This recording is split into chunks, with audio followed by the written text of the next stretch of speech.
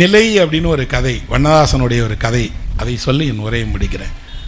அந்த கதையை எப்போ படித்தேன், கல்லூரியினுடைய இறுதி ஆண்டிலே நம்ம படித்தேன்னு நினைக்கிறேன்.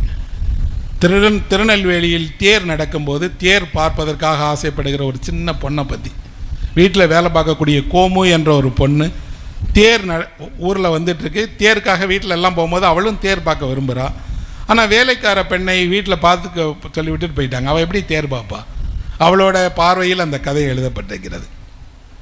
கதையினுடைய தொடக்க வரியே எங்கே இருக்குன்னா, தேர் எங்கே இருக்குது அப்படின்னு அந்த பிள்ளை கேட்பான். தேர் வாகையடி முக்குக்கு வந்துருச்சான் அப்படின்னு சொல்லுவாங்க. தேர் பார்க்க போக வேண்டும் என்ற ஆசை, ஆனால் வீட்டு வேலை செய்யக்கூடிய பெண்ணுக்கு வழியே இல்லை. எல்லாரும் போயிட்டாங்க. அந்த பெண் வழியாக அவர் அன்று நடக்கக்கூடிய அந்த தேரோட்டத்தை எழுதி காட்டுகிறார். நீங்கள் இன்றைக்கு திரைப்படத்தில் கூட இவ்வளவு நுணுக்கமாக எழுத முடியுமா என்று தெரியாது. வண்ணதாசன் தமிழினுடைய மிகச்சிறந்த ஒரு சிறுகதை ஆசிரியர். அவர் என்னென்னா வாட்டர் கலரில் பெயிண்டிங் பண்ணுவாங்க, அந்த மாதிரி ஒரு வாட்டர் கலரில் பண்ணக்கூடியதை சொற்களிலேயே செய்யக்கூடியவர் அவர். இந்த கதையில் வரக்கூடிய சிறுமி அப்படி கொஞ்சம் கொஞ்சமாக வரா.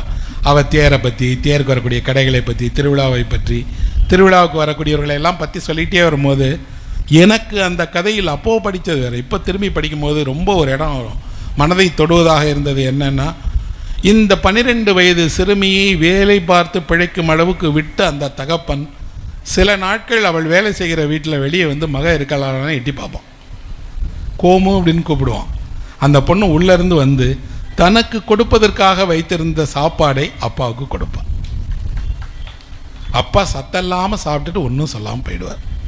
அந்த எதுவுமே சொல்லாமல் மகள் கொடுக்கிற உணவை சாப்பிட்டு திரும்பி போகிற தந்தையினுடைய ஒரு கண்ணீரும் அந்த தந்தையினுடைய நிலையும் இருக்கு இல்லையா, நினைச்சே பார்க்க முடியாது.